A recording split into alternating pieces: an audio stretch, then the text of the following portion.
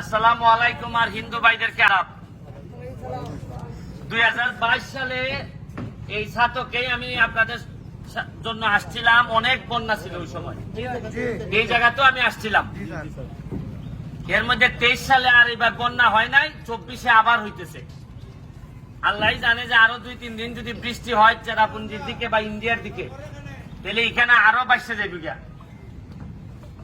আমি 22 সালে যেভাবে আইসলাম, এই সময় শুধু ব্যারিস্টার হিসাবে আইসলাম আপনারা কেন, আর আজকে 24 সালে আমি ব্যারিস্টারের সাথে সাথে আমি একটা এলাকার এমপিও। এখন আমার কাছে মনে হয়েছে আমার এলাকা তো 3টা ইউনিয়ন বাংছে 10টা ইউনিয়নের মধ্যে। এখন আমি আইয়া পড়ছি একটা নৈতিক যুদ্ধের মধ্যে পড়ছি। একদিকে আমার এলাকার মানুষে কয় যে তুমি তোমারে ভোট দিছি, তুমি আমার এলাকাতে হয়ে যাও। আবার আপনারা যদি কেন না আইতে মানুষ একটা প্রশ্ন তুলবো যে বেটা এমপি বুঝতে গেছি কেমন হয়।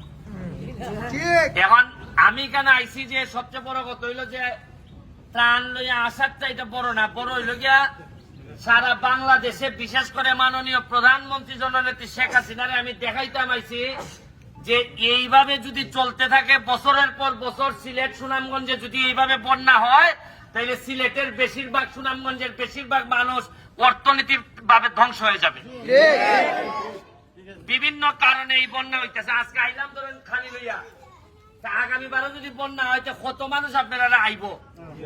নিশ্চয় আমাদের কোনো না কোনো জিনিস আছে যে কারণে এইবার বন্যা ডেলি বছর বছর হইতেছে। কোন একটা কারণ তো আছে।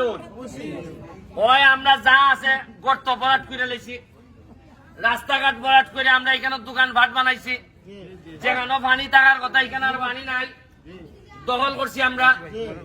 আবার অনেক ক্ষেত্রে বলা হয় যে কিশোরগঞ্জে একটা রাস্তা হয়েছে, এটা প্রমাণ নাই যে একটা বড় রাস্তায় পানি আটকাই রাখে কিনা, এই কারণে হইতে পারে কিনা সিলেটের। এখন আমি আইছি আপনাদেরকে সারা বাংলাদেশে দেখাইতাম যে কিভাবে পানি উঠতেছে মানুষের ঘরে ঘরে। আর এখন সময় আইছে যে দল মতের উঠতে উঠে একজন শাহজালালের উত্তরাধিকার মনে করে সবাই একসাথে বসে এই সমস্যার সমাধান করা। এখন সমস্যার সমাধান আইলে আমি যদি বই দেবে না বা আমি সরকারি দল আর তাইন বিরোধী দল, তাইন অমুক দল তমুক দল, ইটার সময় উঙ্কা না, এই ভুঙ্গাভুঙ্গির সময় এখন না। এখন মানুষের ঘরে ঘরে খানি বাটানির সময়। আর ইটার আসল সময় ভুঙ্গাভুঙ্গি করেন দেখতে মানুষের নেতা হলে বেশি দাম দেয় না। উনকা আমার লোক পানি পায় না, আমার লোক খানি পায় না, উনকা খের দল যে খানি লিয়ে আইব ইয়ত্তি আমার আপন মানুষ।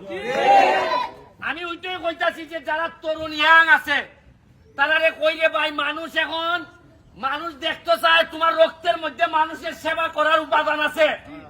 মানুষ এখন চোখ দেখলেই বুঝে তুমি 2 নম্বর কিনা, মানুষ এখন সাউন্ড শুনলেই বুঝে যে তুমি টাকা মাইলে দেও কিনা।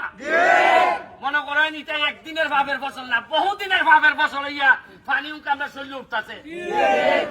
উন্নয়ন প্রকৃতিরে হাত দিলে প্রকৃতি এক সময় এই হাত ফুরাই দেয়। ওই আমার এলাকার বালু তুলিয়া চা বাগান ধ্বংস করতেছ, ওই আমি এমপি বার পর সব সাইজ করে দিলাইছি।